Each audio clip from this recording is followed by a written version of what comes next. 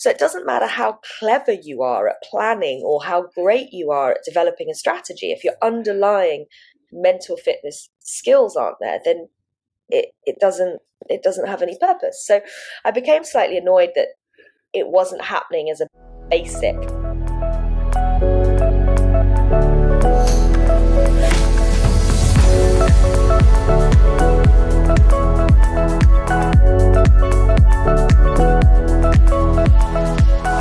Hello. I welcome you to another episode of Reaching Your Goals. Reaching Your Goals is hopefully your favorite career podcast where you get the insights to go from motion into action and make things happen. I'm your host, Johanna Herbst.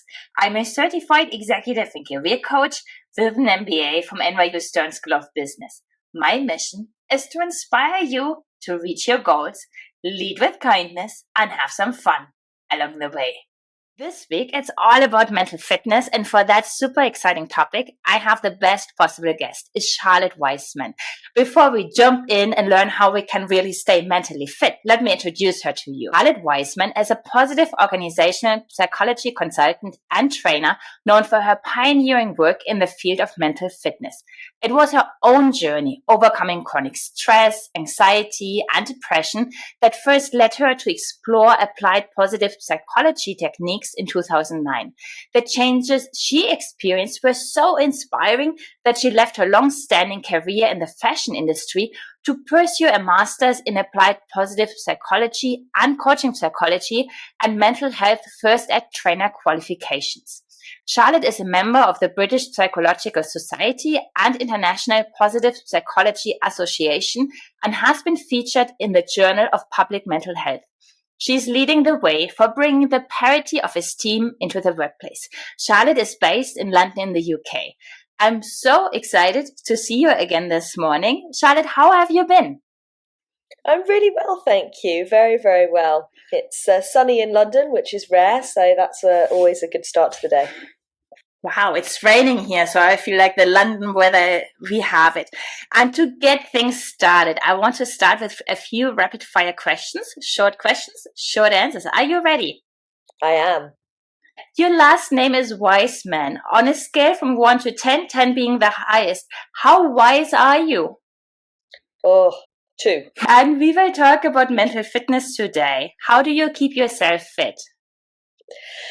Mentally fit, I make sure I take time every morning with a cup of coffee before I open my phone, before I start reacting to anything, and just have a moment of coffee, pausing to reflect. That is absolutely one kind of necessary in my life. Number 2, physical exercise keeps my body fit, keeps my mind fit. My partner can pretty much tell when I've not been going to the gym, and he will tell me to go to the gym because it makes it a nicer place for everybody to be at home. So that's definitely one. And nature, and the mountains, just they're kind of an essential for me. And if I don't get out into nature once every few weeks, I don't need it every day, but once every few weeks, I definitely notice the impact it has on me psychologically. And you just mentioned the mountains. I know that you are a mountain lover. Do you prefer skiing or snowboarding? Skiing. Oh. Okay. I've tried snowboarding. I like to be able to do everything. I'm very much like I like to try stuff. So I have tried snowboarding, but I am at heart a skier. And a snowboarding's more of like when I'm taking my dad out, and I know I might be a bit bored if I'm skiing with him. I'll take a snowboard out and I'll go, and then he can wait for me rather than the other way around, which is quite nice. Nice. And I know that your first career was in fashion. What is your number one fashion rule? Oh my goodness. Classic. Just anything simple, classic. Don't over try, I think is probably my main one. Keep it simple, keep it what you feel comfortable with. And before, you were also mentioning your dad and your partner. How would they describe you in just one word? Oh, my partner would probably say something around thoughtful or loving. Thoughtful, loving, yeah, that kind of zone. My dad, I don't know, he always says I'm a strong woman, which is I don't think he always necessarily means that in a positive way, but I think that's probably what he would say. I think he means sometimes that's he might mean more on the stubborn, obstinate side of things, but I think that's his perspective. But yeah, resilient, probably my dad would say. He's always said that. I remember that actually after about a year and a half after I started my business and made my transition, and the numbers were not making sense to stay in business. And I sat down with him on New Year's Eve and I said, Dad, I thought I'd at least broken even this year, and I thought it was going to be okay. Yes. And he said, okay. And he said, well, what do you think? And I went, I don't know. Am I being stupid? Persevering with this? Am I being stupid? And he said, do people need what you're doing? And I said, yes, definitely, 100%. And he said, you've always been able to do anything you want to put your mind to. Stick with it. And that's, I think, his underlying view of me is if I put my mind to it, it'll happen. So yeah. Wow. I mean, you are a Capricorn, as I know. Yes, exactly. And classic Capricorn in every way. And say, who is one of your role models?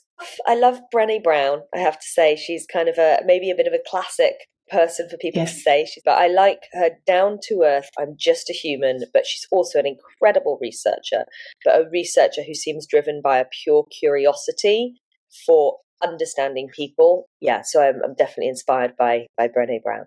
And when you look at leaders, what is one quality that is just a must? Self-awareness, not just sort of what you're doing, but why you're acting in the way that you're acting, what's driving that. You've got good intentions, but maybe that can sometimes be misinterpreted. There's a lovely quote, I think it might be by Henry Ford, and it said, we judge ourselves by our intentions and others by their actions. And I think that's really important in leadership to understand of how might this be perceived. So kind of that self-awareness of your view not being the only view and why that's happening for you. And then also the potential for what those outcomes might be because of those actions. Wow. Very, very powerful.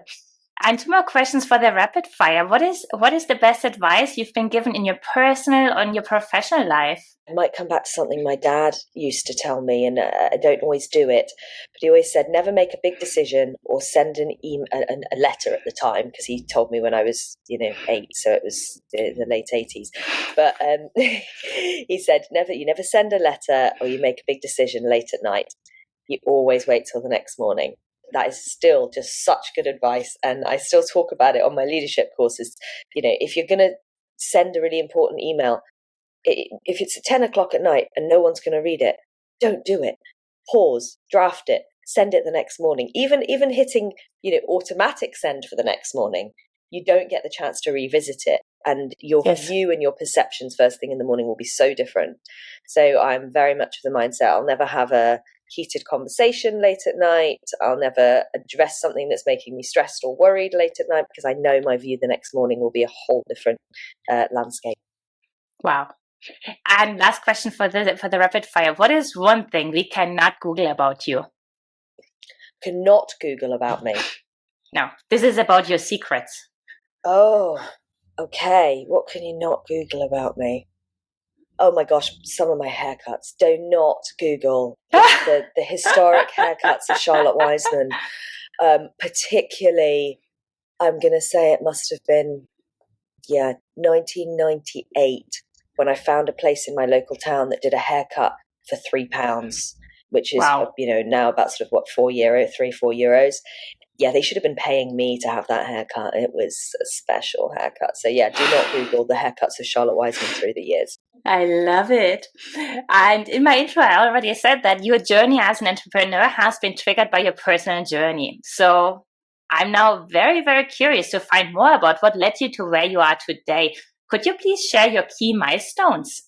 Yeah, I guess starting early, I was leaving school and had pretty strong A levels and thought I would go and do a proper career in my head, which was like English, law, something in that space. Had a place to go and do law, and the day before the applications for art college, I was in the art studio and I suddenly went, why am I going to do like an academic degree when all I love is being in this room and painting. So I changed right at the last minute to go and do art with fashion as a possibility in the back of my head. Absolutely loved my art foundation course, went into fashion, loved fashion, absolutely passionate. I was, as a hard worker, and I was fascinated by a lot of the structural stuff around fashion more than the style. Maybe I was very interested in the technicalities of pattern cutting and how you could do quite interesting things. I worked in fashion for 15 years. In about 2010, I was given an opportunity where I was sort of moved from being a designer in a team to being the head of the menswear team, simply because people were moving out of roles and there was this opportunity, and the owner of the business was being taken away for some other things. So I was given a huge amount of ownership in a very small space of time, and suddenly running all the design and production of this global fashion brand. What felt like overnight, it probably came in a period of 6 months, but it was a big step. I was so determined to do this job well that I started to work longer hours. I was always able to work on weekends because all my factories were open on weekends. And so I was working 6 days a week at least, often 7 days. I was working 14, 16 hours a day. And honestly thought this was me nailing it. I thought that, everything felt on control. I was creating a huge amount. There was like that buzz, that adrenaline buzz of like, things are going, it's all happening. Anyone who works in fashion knows that that's the cycle. It happens, you go through these, it's all manic, and then it pauses, and it's all manic, and it's all pauses. But there wasn't the pause, it was just going and going and going. And I thought everything was fine until one day, end of a normal day, there was nothing big that was going on. I guess in the weeks up to it, I knew I'd been stressed, but I just thought it was normal stress. And I remember having conversations with my brother, and he'd just be like, "You should just be grateful for for what's going on. You've got a dream job. Everyone would kill for your job." And I was like, "Yeah, you're right. I know." I also remember having moments of tears, but I didn't really know what was going on, and it all kind of came to a head when I walked out of the factory one day at the end of the Saturday, and you used to walk out of the factory and there was like the heat of the Indonesian air, and I stood in the road looking up at this sign where we used to wait for a taxi, and I just remember suddenly being hit by this feeling of, I can't live another day like this, was the thought that passed my mind. This isn't living. And I remember that sort of thought of just, this isn't living, and I don't want to be here, and I don't want to do this. But I didn't know what I needed to do or what I wanted to change. I just knew I didn't want this. And I remember two girls walking out of the factory who were visiting from the UK, from the women's team, and they tried to talk to me, and I couldn't even speak or articulate what was going on for me. I couldn't explain. And I remember wanting to cry and not being able to cry, and desperately thinking like, I need to get this out, and I can't. It was like I was so exhausted. Anyway, in all their wonderful British wisdom, they did what we kind of did often on a Saturday evening when we left the factory, which was go for a drink. And they thought this was going to be the cure of everything. Oh, have a glass of wine, you'll be fine. And I sat there and I just started to cry, staring at this drink. I couldn't speak. I couldn't really think, but I was just crying. And then eventually later that night, I managed to speak to my doctor back in the UK, and to cut it sort of a long story short, she was very, very quick to say I had to quit my job. I had to come home. I had to take time out. And I was very quick to say no. And I don't think that was what she expected. I don't think she thought it was a question. But at that moment, that decision was the only decision I had. And I think that was a really good decision, because I think if I'd taken my work away at that moment, I might not have had a reason to keep going. It would have taken away my whole sense of self at that moment. It had become so wrapped up in who I was. And I think that's a really important point, because so often people think if someone's struggling at work, or finding that things are getting on top of them, this life's too stressful, that automatically they should take time out. Actually, that's not the best choice, because unless you change the habits that you're using and implementing on a day-to-day basis, you're just going to find yourself back where you are. So, and that's what I was forced to do. That's what I chose to do, I guess. I started an online therapy format the next day, and then face-to-face one-to-one therapy when I got back to the UK. And I worked through my recovery from that point. Didn't even tell my boss. for no other reason than I was worried what he would do, even though in hindsight, I believe he would have been very understanding and a lot more empathetic than I gave him credit for. But I started to make really tiny changes. And the way I was making those changes was a therapist would suggest something, I would be cynical because I thought that, whatever they said was just not going to change anything. They'd go, oh, meditation, it's really useful. Why would that do anything? Meditation's a load of rubbish. Why would I sit and do nothing when I'm too busy? And then they'd give me some papers and some science to read, and I'd do some research, and I'd say, oh, there's actually some pretty compelling evidence about why this works. And so I'd try it, and then it really worked. So powerful, particularly meditation and mindfulness meditation, so MBCT. And I was like, oh, that's incredible. That's in 2 weeks. Okay, I'll keep this up. And then taking a 10-minute lunch break, which for me was revolutionary at that point. I mean, leaving all my technology inside the factory and going and sitting outside and just eating and daydreaming and not reading and not looking at anything, but just pausing. And I just became more and more fascinated with psychology and neuroscience specifically. So decided to start to study it as like a hobby alongside my job, and then decided I was going to sign up to do a degree alongside my job. And it got to this point where I became actually so fascinated by the learning and slightly annoyed that it had taken me to this point in my career for anyone to teach me this stuff, because this is in my eyes, and I still believe this is all the functional basics that we need to have in place if we want to use the skills that we get taught and the capabilities and the all the other aspects and facets like the hygiene. of our minds. Yeah, it's like the absolute basics, the foundations, that you build the rest of everything on. And so you can't communicate clearly if your basic brain functional and the amygdala and the other parts of the brain aren't connecting and communicating effectively. You can't. So it doesn't matter how clever you are at planning or how great you are at developing a strategy. If your underlying mental fitness skills aren't there, then it doesn't have any purpose. So I became slightly annoyed that it wasn't happening as a basic. And that's the point at which in 2017, I decided to quit my job, go back and do a master's and start teaching people what I would say are the fundamentals of mental fitness, the skills that we need to realize our own potential, because that's what this is all about. How do we use the skills and the capabilities that we have? We need to have these aspects, and that's that self-awareness, that's that awareness of others, that's knowing our strengths and how to play to that. It's knowing the mindsets that we need to embody in order to learn from our experiences. Thank you for sharing. That is so interesting. And how long did it take from the moment that you had, say, this breakdown till you recovered again? How long, what was the time spent there? It's an interesting one, because you don't sort of notice in the journey, as it were. Yes. I think it took probably a good year and a half of regular therapy to feel like I'd just found my feet again. So for the initial period, it was like a bit of a survival stage. So maybe it was sort of 6 months of just, okay, I've just got to get through.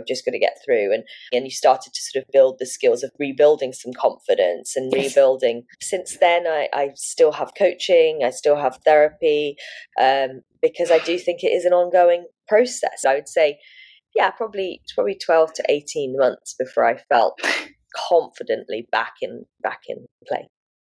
And when you go back in place, how much longer did you do the fashion job? I tell you why I'm asking that, because I'm curious to see how you were different as a leader once you had new tools in place that kept you on a different, say, on a safe space. Yeah. I was in that job for 7 years, so another seven years. So I stayed in it. That changed within 6 months, how I changed as a leader. I think particularly my ability to motivate people without you've just got to do it, which was my prior approach, which for anyone who's worked in Bali and Indonesia, the approach of telling someone they've just got to do it tends to not work. You have to really find a little bit more of a way of tapping into people's intrinsic motivation. I definitely needed to learn how to delegate and say no more quickly over that period of time. But within 6 months, I was a leader who was understanding people, I would say a little bit more, or at least trying to. I was certainly Yes. not perfect. It was less self-focused of I want to get this done. For me, it was a bit more of that. And I think I was also very much more aware of what was driving me and how often fear was driving my actions. A personal world driven by fear or a team culture driven by fear is never positive. But I don't think I was implementing fear in my team, but I was personally being driven by fear rather than working towards something aspirational. And I think that drive for me to shift internally, I think that then in turn changed how I inspired and worked with others. And when I hear fear in the work culture, I think of toxic cultures. What is a toxic work culture and how can we recognize them? I think psychological safety is a really good, base concept of what is not a toxic culture. So I'm not sure how comfortable I feel with the language of toxic culture because but it's not a healthy culture. Let's say that. So it's definitely not a healthy culture. It has a really nice format to explain what psychological safety is. And he talks about 4 levels of psychological safety. And the first one is inclusion safety. And that is that people should feel able to come to work, be themselves, bring their own personalities, their own backgrounds, their own quirks, and not fear that they're going to be judged or reprimanded for being themselves. The second stage is learner safety. People need to have a culture where they can learn, ask questions, make mistakes and fail, again, without fear of that being reprimanded or judged, have any negative implications. So that's that learner. So people need that. And then the third one is contributor safety. So that's about being able to bring new ideas and come up with new things. And I think that really requires that within an organization, people know that they have value. They are contributing to a bigger goal. So that really requires that people know how their position sits within the broader organizational goals. And how they're contributing, and they feel safe to bring new ideas. And the fourth one, which is probably hardest for most organizations to create, is challenger safety. And that is where people feel that if they see something is wrong, if they see something could be done better, they are able to put their hand up and say, actually, I think this could be done better, or there's a risk there that we need to address. And that is also about people being able to say to their leader that, I really appreciate you're trying to help me in this way. It would be more helpful for me if you could help me in this way. So being able to have that clear and honest conversation with leaders. So those are the kind of 4 areas that I'd say would prevent a toxic workplace culture evolving. I think we all aspire this psychological safety where we can be ourselves, bring ourselves and be fully engaged, because the company is benefiting, I'm benefiting if I can really engage and bring my ideas. But if somebody who's listening to this is in a workplace that is the complete opposite, how would you recommend to navigate that? Like, how do we keep ourselves mentally stable if we are in a bad culture? Yeah, it's a really, really difficult question, because sometimes when we're super highly stressed, we can see and imagine the worst in our cultures. And once we've had a couple of bad experiences in a workplace, the danger is that every small thing we interpret really badly, and we don't. And that's also when we become cynical, right? Absolutely. We become very cynical. We become very naturally negatively driven.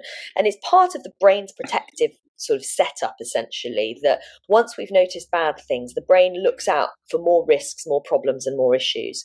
So I think the first thing is if someone has a perception that they're in a culture that is toxic or not positive, or is to check themselves to a first point of, is this really true now? Have changes happened that maybe I've not seen? And that can be done alone. It can be like checking yourself, but usually that is where some kind of mirror is useful, working with a coach, working with a mentor, working with someone outside that organization. Yes.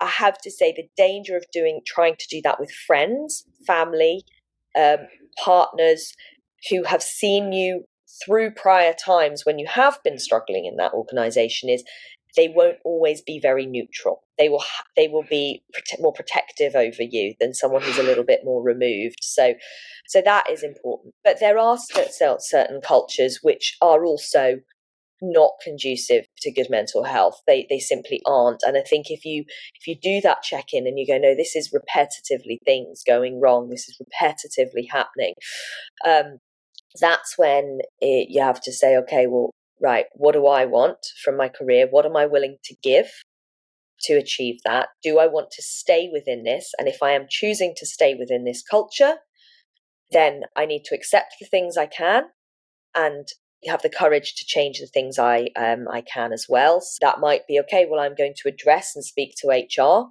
about this specific issue, and I want to lean into that. Or I'm going to choose to take some other action. Or you choose to leave and make peace with that decision to leave. But throughout it, I think to stay strong, because it's not always easy to just turn around and say, okay, I'm going to leave this culture, is to focus on your strengths and what gives you purpose and value and fulfillment in your job.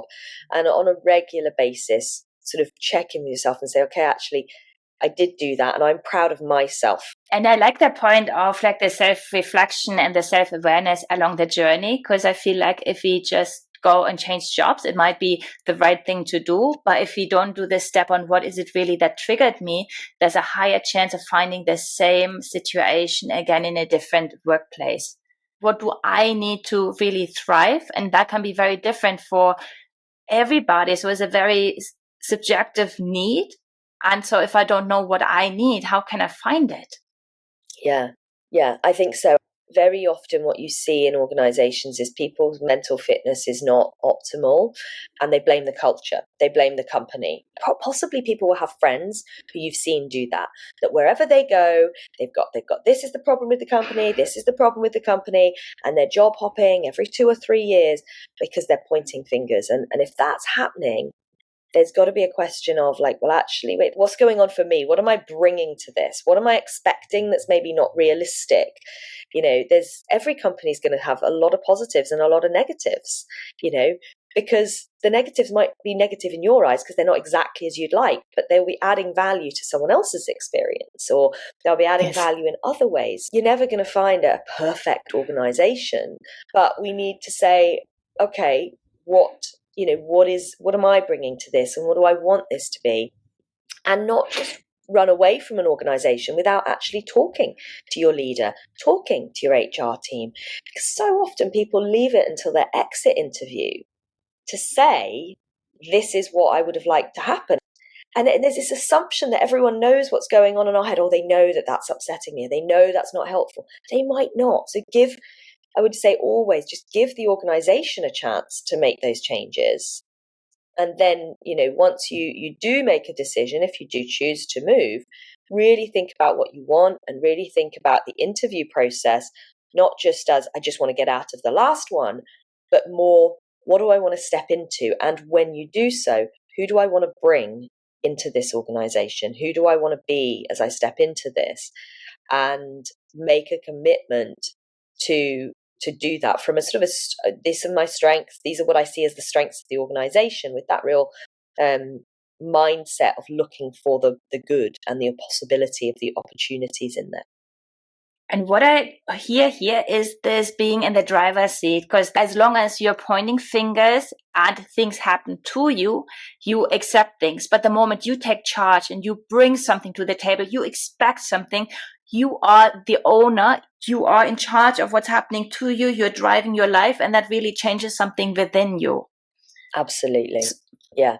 And you did throw the word mental fitness a few times. What is that actually?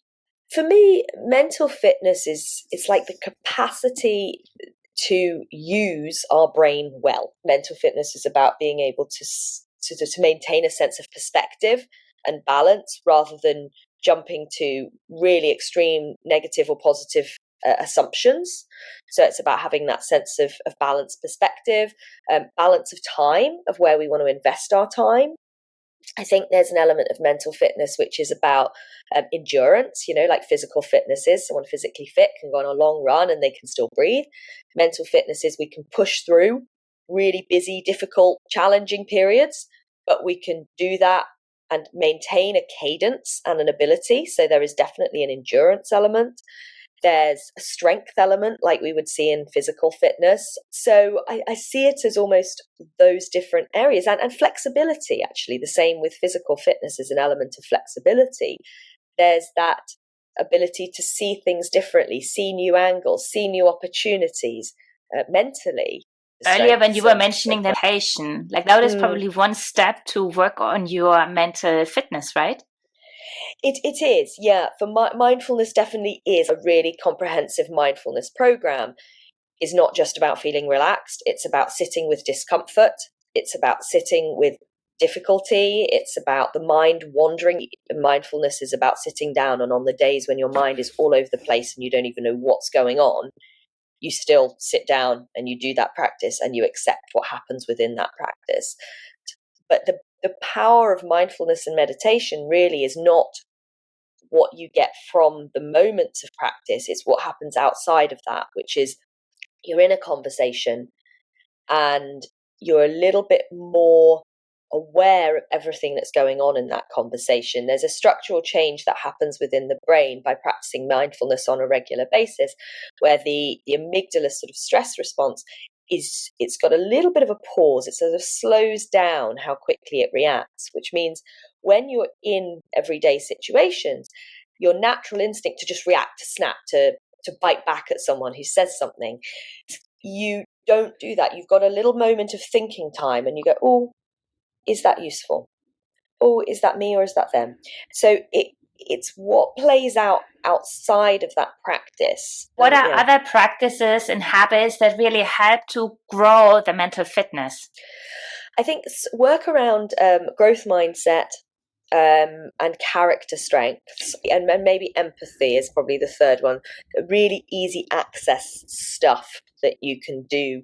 So the work around growth mindset, there's a wonderful book called Mindset by Carol Dweck. So cultivating that mindset where we're always saying, actually, what can I learn from this? That is a really, really important aspect. Something I still struggle with in certain parts of my life.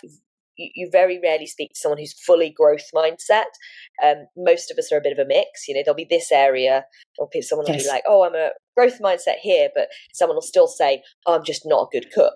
Well, that means you've got a fixed mindset in around cooking. So growth mindset, character strengths is the second one. And we could put a link in so that people could do a character strengths assessment and they can identify what their key core character strengths are. What is an example of a character strength? Just making sure we know what you're talking about. Yeah. So curiosity, creativity, honesty, teamwork, humor, social intelligence, perseverance. So they're kind of the qualities of how we bring ourselves to our work that will enable us to do the best work. So does that mean if I know that I'm driven by curiosity and personal interaction, I need to put myself into situations where I get more of that, because that's when I can thrive and I feel more fulfillment? Is that then the idea behind it? The idea is when we're working through things, we think, how can I bring that character strength into it?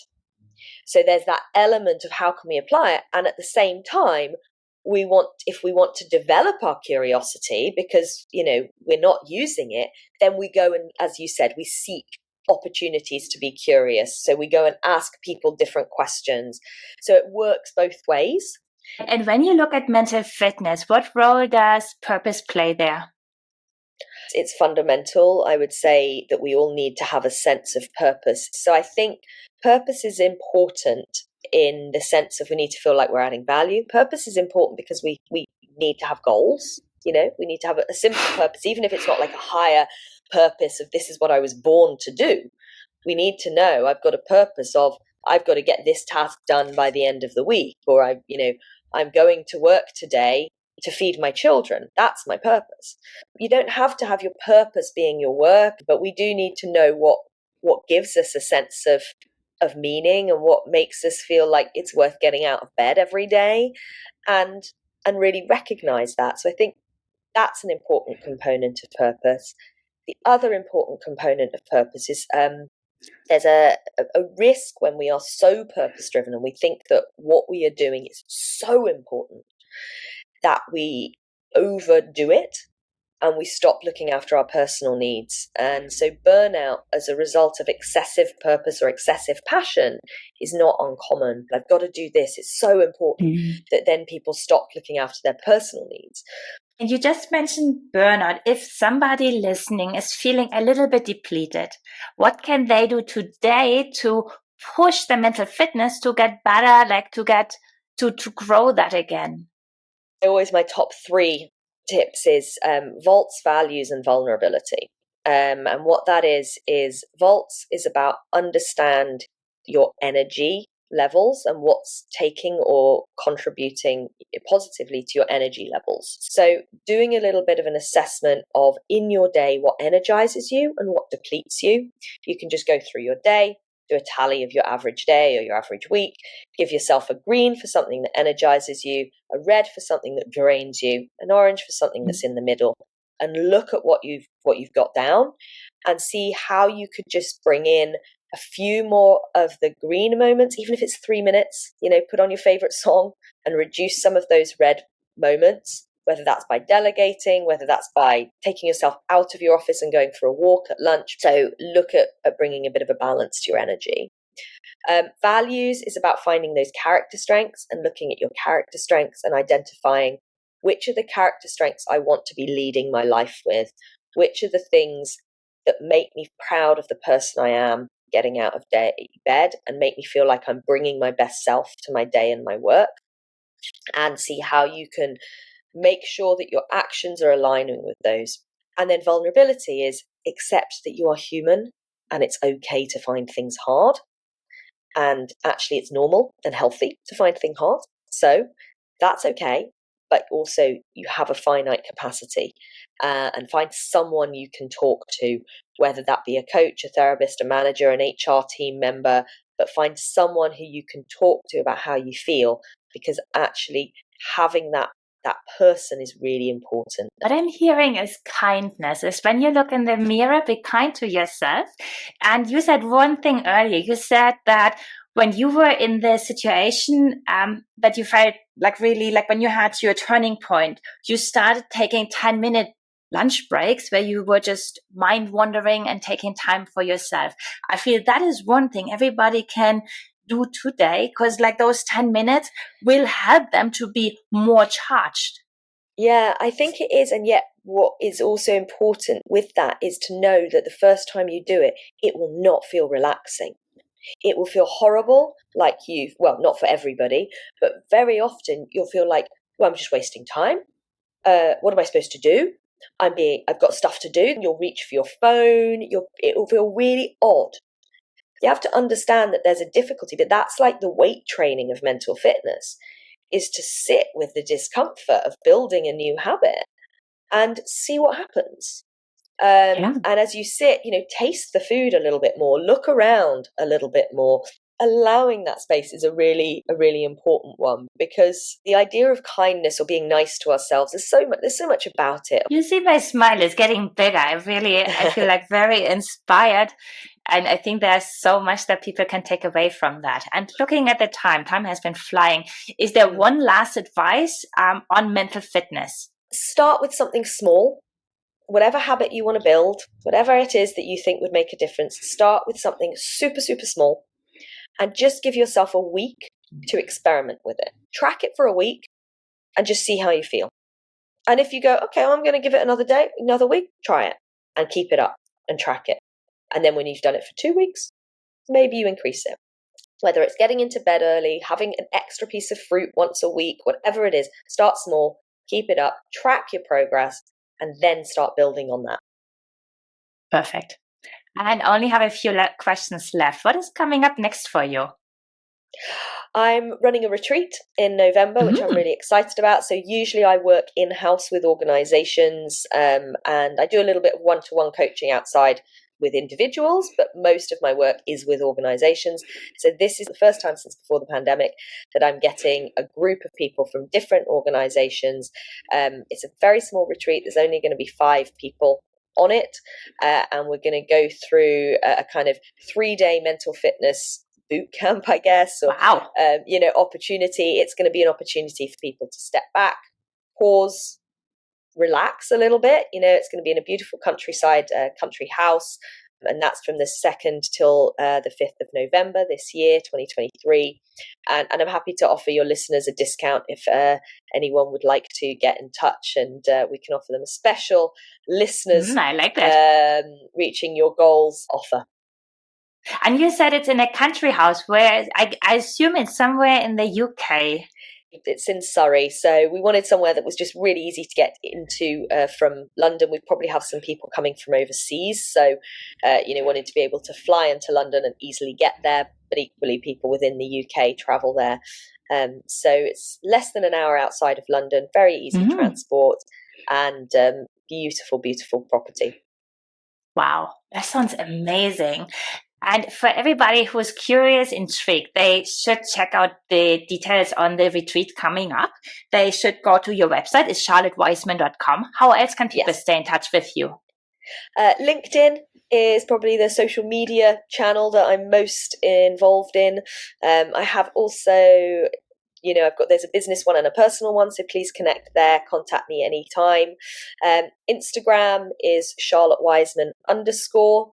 Again, I go through flutters of being engaged on Instagram or not, but I am there, and usually keeping people up to date with what's going on and top book reading recommendations and things. So those are the 2 best options. And as you said, checking out my website. Perfect. Thank you so much. I feel very intrigued now to work on my own mental fitness. So thank you so much for joining me this morning. Absolute pleasure. Inclined now to focus on your mental fitness, because yes, it is important. And if somebody else comes to mind who needs to hear this information as well, please forward the episode to that person. And yes, if you could leave a rating and a review in Apple Podcasts and in Spotify, that would be the cherry on top. And thank you so much for your support. If I can ever be of help with my coaching hat on, in case you struggle with your career, you want to sharpen your leadership skills, or you wonder what's coming next, just drop me an email at johanna.herbst@delygate.com or send me a message via LinkedIn. I'd be happy to support you in your professional journey. With that, we are done for today. We are one step closer to reaching your goals. Talk to you guys next time. Bye.